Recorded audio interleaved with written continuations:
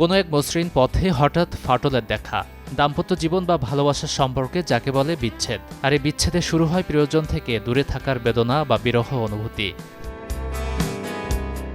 তবে যে কারণেই বিচ্ছেদ হোক না কেন, চারপাশের এই সম্পর্ক ভাঙনের খেলায় চোখের সামনে হারিয়ে যাচ্ছে কত শত প্রিয়মুখ।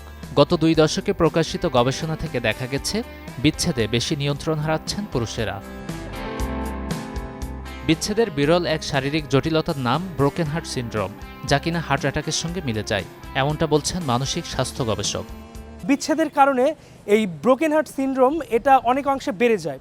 সো এর কারণে যেটা হয় সেটা হচ্ছে হার্ট অ্যাটাকের ঝুঁকি এবং হৃদরোগের বিভিন্ন সমস্যা কিন্তু অনেকাংশে বেড়ে যায়।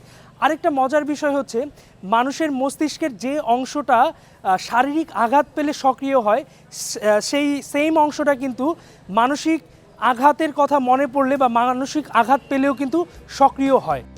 2016 থেকে 2020 সালে 1,99,890 জন রোগীর তথ্য বিশ্লেষণ করে গবেষণা করেন যুক্তরাষ্ট্রের অ্যারিজোনা বিশ্ববিদ্যালয়ের সার্ভার হার্ট সেন্টারের গবেষক ডক্টর মোহাম্মদ রেজা মোবাহেদ ও তার সহকর্মীরা, যা প্রকাশিত হয় Journal of the American Heart অ্যাসোসিয়েশনে।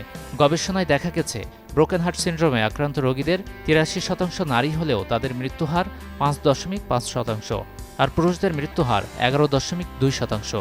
ফলাফলে দেখা গেছে, নারীদের তুলনায় প্রায় দ্বিগুণ মৃত্যু হচ্ছে পুরুষের।